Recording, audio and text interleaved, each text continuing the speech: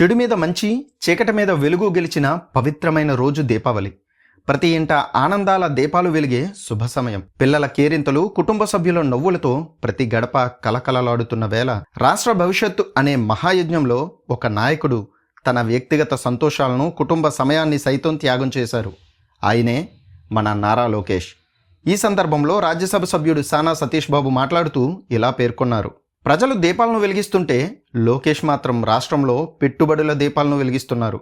నిరుద్యోగం అనే చీకటిని తొలగించడానికి ఆయన ఆస్ట్రేలియా గడ్డపై అహర్నిశలు శ్రమిస్తున్నారు. కుటుంబం నుంచి దూరంగా పండుగ రోజును కూడా ప్రజల కోసం కృషి చేయటం ఆయన అంకిత భావానికి నిదర్శనం. ముఖ్యమంత్రి చంద్రబాబు నాయుడు గారి విజన్ను నిజం చేయటానికి లోకేష్ గారు ఒక సైనికుడిలా పనిచేస్తున్నారు. ఆస్ట్రేలియాలోని సిడ్నీ, మెల్బోర్న్, కాన్బెర్రా నగరాల్లో HSBC bank CEO Antony Shaw, Woolworths group, Macquarie group, Austrade అధికారులతో కీలక సమావేశాలు నిర్వహించడం ద్వారా ఆంధ్రప్రదేశ్ పెట్టుబడుల రంగంలో కొత్త వెలుగులు నింపుతున్నారు. కేవలం 16 నెలల్లోనే 10 లక్షల కోట్లకు పైగా పెట్టుబడులు సాధించడం, విశాఖను డేటా సిటీగా మార్చడం, తూర్పు గోదావరి నుంచి అనంతపురం వరకు మ్యానుఫ్యాక్చరింగ్ మరియు టెక్ హబ్లను నెలకొల్పాలన్న సంకల్పం, ఇవన్నీ ఆయనలో ఉన్న స్పష్టత, పట్టుదలకి ఉదాహరణలు. కుటుంబ బంధాల కన్నా రాష్ట్ర ప్రయోజనాలే మిన్నా అని భావించే ఇలాంటి నాయకుడు మనకు ఉండటం నిజంగా మన అదృష్టం. లోకేష్ గారి అంకిత భావం, పట్టుదల తెలుగుదేశం పార్టీలో ప్రతి నాయకుడికి